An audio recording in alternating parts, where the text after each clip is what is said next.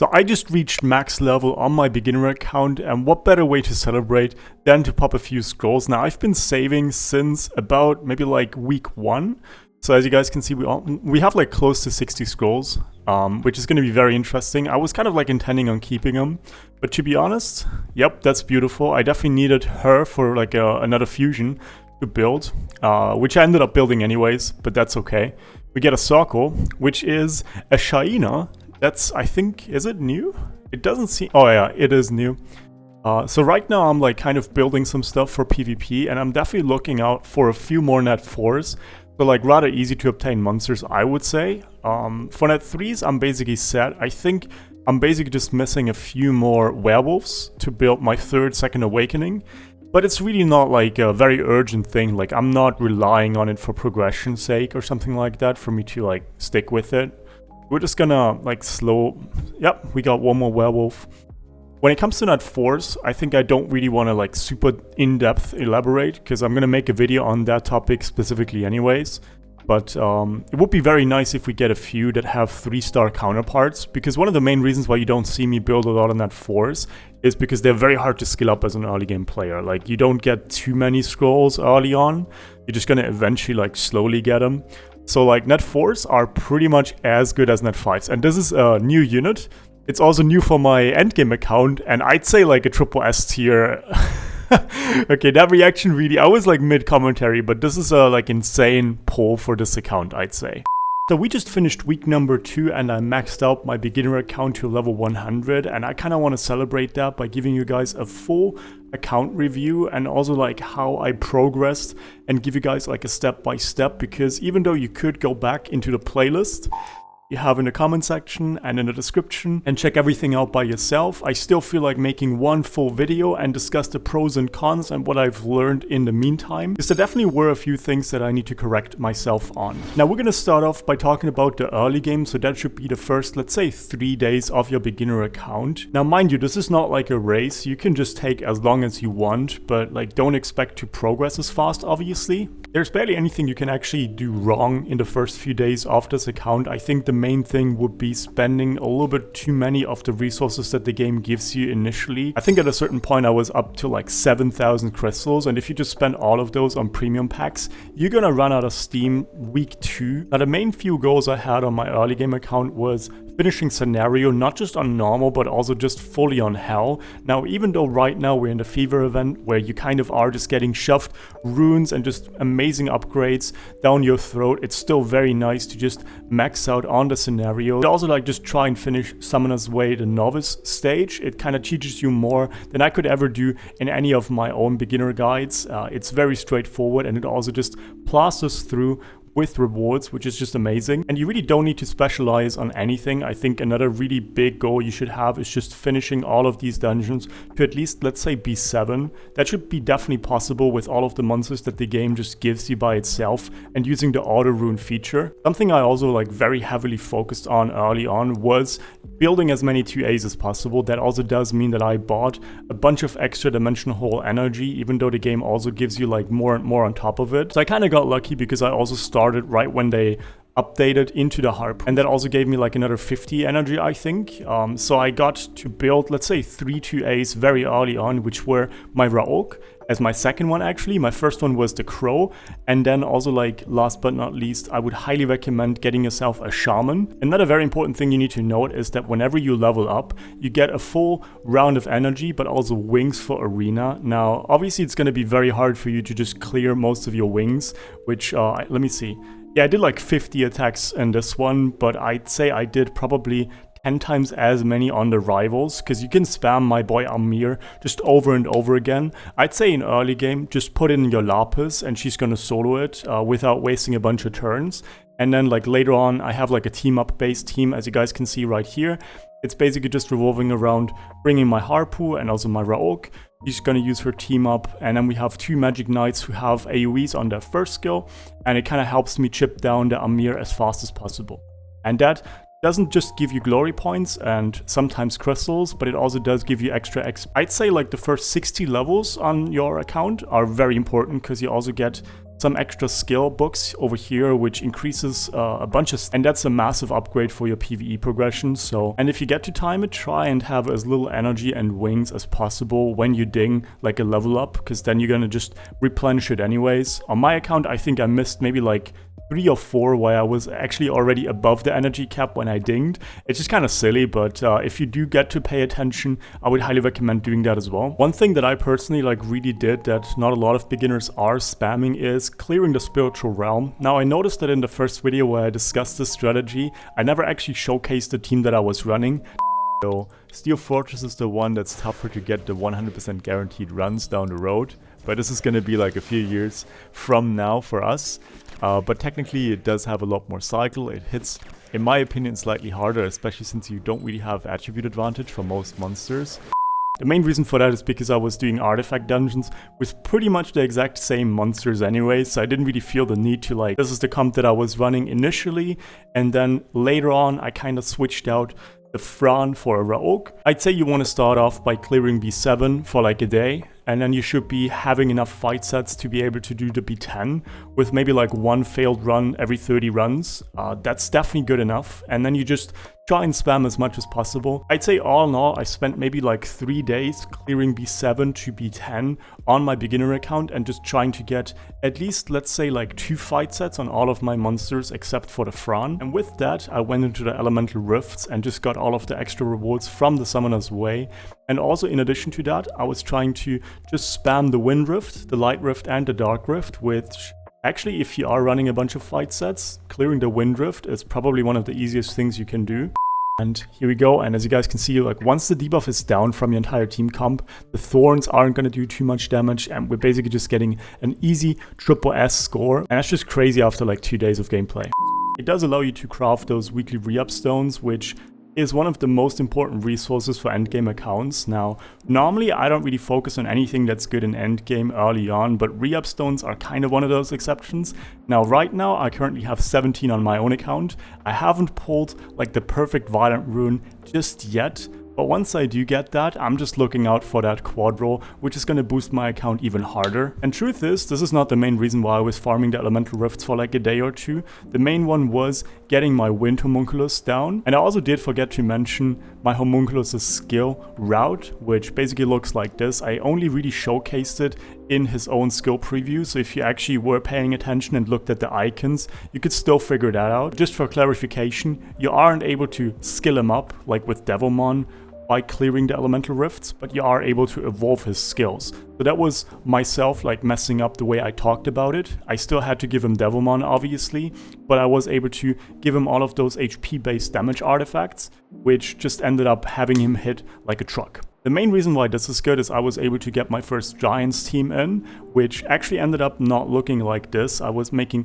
one slight change, which ended up looking like this. This is basically a fully like free-to-play, easy-to-obtain team comp that ended up clearing Giants within like 1 minute 10, I'd say. Now this time around I got extremely lucky and I pulled the Wind Ifrit, which I'd say most people would consider to be the worst Ifrits like overall, but especially for early game, he's like an amazing unit to have, and it's also gonna get me those exact 1 minute Giants B12 team comps. So I'm actually also right now in the process of max skilling him. I know that technically I have like 6-7 other targets that could use Devilmon, but I'm really trying to like min-max my own Giants team, especially during the Fever event, and this is heavily something I would recommend.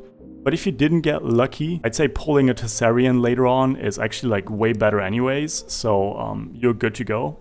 It's an amazing PvP monster, and it technically also does have some uses in PvE, so don't feel too bad.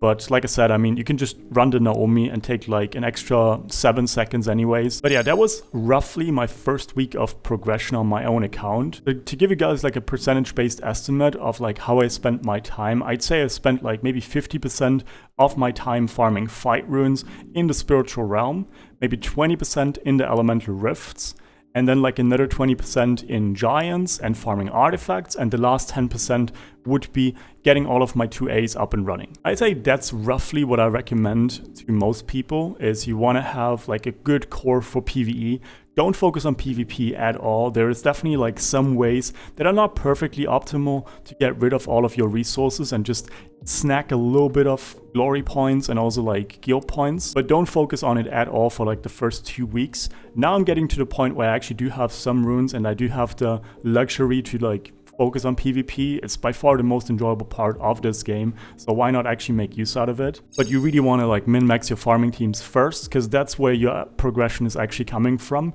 Otherwise it's just rewards, and those can be very good, but most of the time you're just gonna get net 3s out of those scrolls anyways, so just don't even bother. I think the next like massive goal would be getting into like solo R5, or at least building like one R5 team. I think just building your own Belega Jensen and just clearing R5 with a few guildmates for a few days could also be an option. I personally chose to go for the solo route because I wanted to like spam it for like 2 days and just get out of it as fast as possible. Now the main issue that you're gonna encounter is that you don't have enough will runes with the way I've been progressing. Like I've been basically just farming Swift, maybe Despair, like Blade runes, and definitely a bunch of fight runes. And there's just no will runes and not really a lot of violent runes in that progression path. Now right now you get a bunch of extra violent runes from like events and stuff like that, and you can also craft them, so that shouldn't be like a big deal. I'd say the issue is that farming dragons is just super slow and is not recommendable in my opinion. Like you're gonna have like 3-minute teams to get like a dungeon where, let's say, 5 out of 6 runes are virtually unusable for beginners. And then also with Necro, you kind of need a few revenge and violence sets to actually get like consistent farming teams about that. So what I did on my account is I went into B10. I was running a team comp, something like that. Actually, I've been like experimenting with Astar. I've been experimenting with a few other options, but pretty much I've spent like half a day in Necro just to get a few more will runes, and then also crafting a bunch from the actual like event where you get pieces.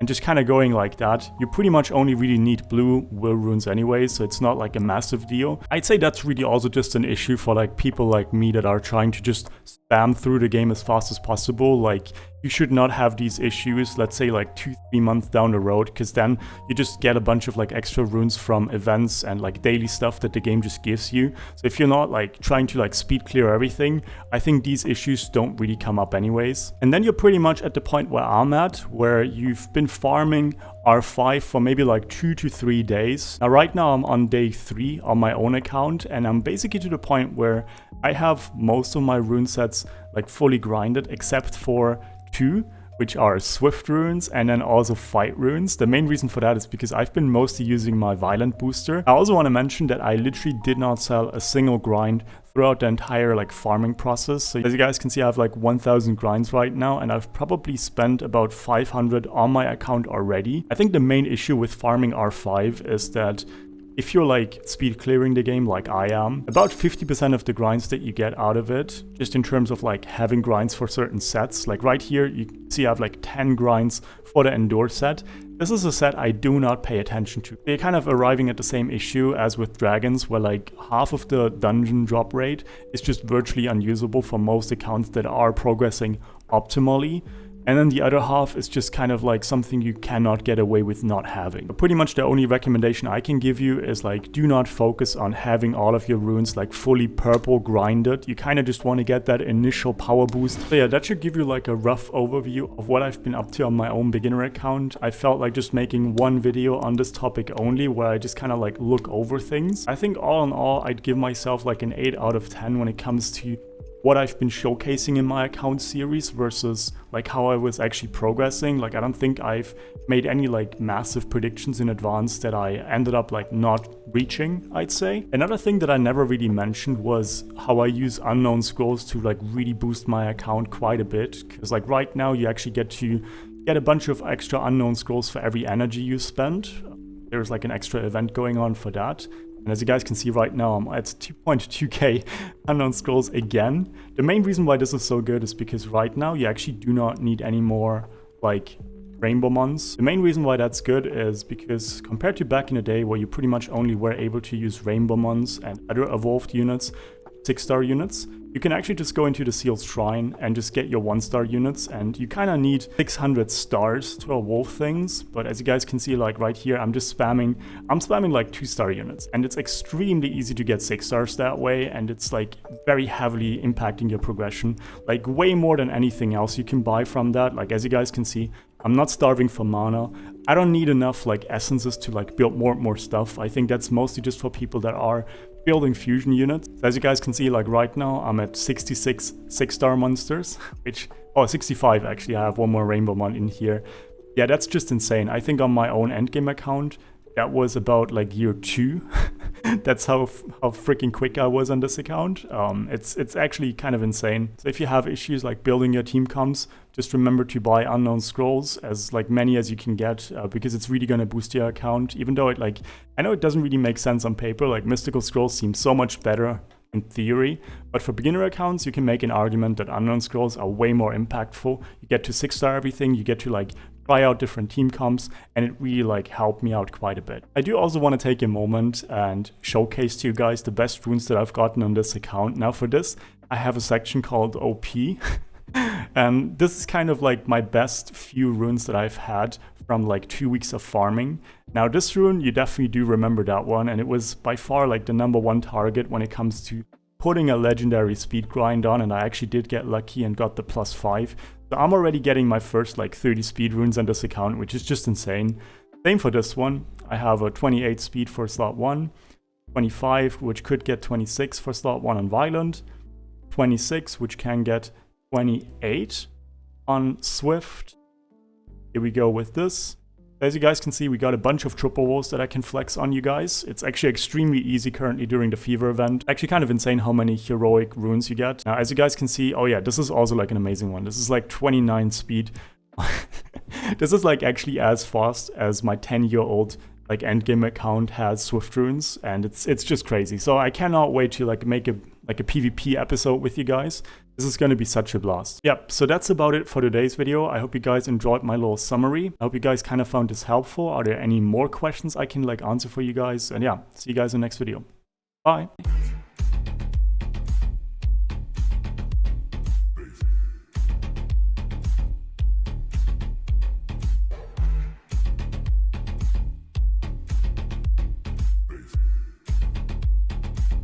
Tell me lies to justify what all I'm hearing is the